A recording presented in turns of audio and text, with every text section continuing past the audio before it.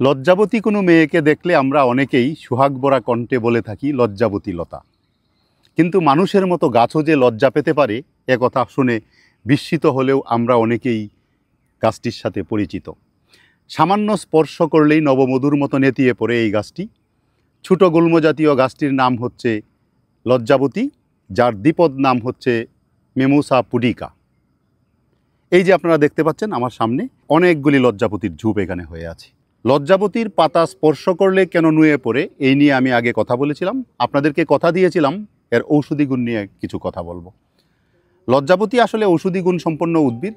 হয়তো আমরা সকলেই জানি ক্ষত ও ফুরা নিরাময়ে অত্যন্ত সহায়ক। লজ্জাবতীর পাতা শেকড় বেটে ক্ষত বা ফুরায় ব্যবহার করলে ব্যাকটেরিয়া সংক্রমণ কমে এবং দ্রুত শুকিয়ে যায়। প্রাকৃতিক অ্যান্টিসেপটিক হিসাবে এটি কাজ করে থাকে।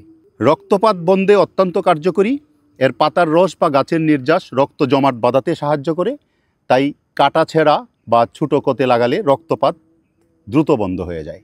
প্রদাহ ও ব্যথা উপশমে এতে থাকা টেনিন ও অ্যালকালয়েড যৌগ বেশ কার্যকরী। গ্যাঁটেবাত বা হালকা জয়েন্ট পেনে এটা ব্যবহার করা হয়ে থাকে। পাকস্থলীর সমস্যা দূর করতে লজ্জাবতীর মূল অত্যন্ত কার্যকরী। এটা অ্যান্টিস্পাজমোটিক হিসাবে কাজ করে। পেটের ব্যথা এবং গ্যাস্ট্রিক আলসার সমস্যার সমাধানে অনেকেই এটাকে ব্যবহার করে থাকেন। ঘুম ও মানসিক প্রশান্তি আনয়নে আয়ুর্বেদিক শাস্ত্রে লজ্জাবতীর কথা উল্লেখ করা আছে, যেটা অনিদ্রা এবং উদ্বেগ প্রশমনে অত্যন্ত কার্যকরী এবং মানসিক চাপ কমায়। এছাড়া ডায়াবেটিস নিয়ন্ত্রণে এটি সহায়ক।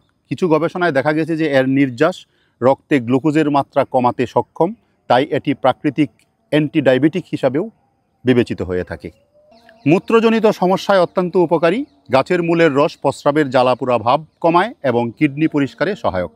লজ্জাবতী ঔষধি গুণে সমৃদ্ধ হলেও অতিরিক্ত সেবন বা ভুল প্রয়োগে অত্যন্ত ক্ষতি হতে পারে। সুতরাং এটা ব্যবহারের পূর্বে চিকিৎসকের পরামর্শ নিয়ে ব্যবহার করা উচিত।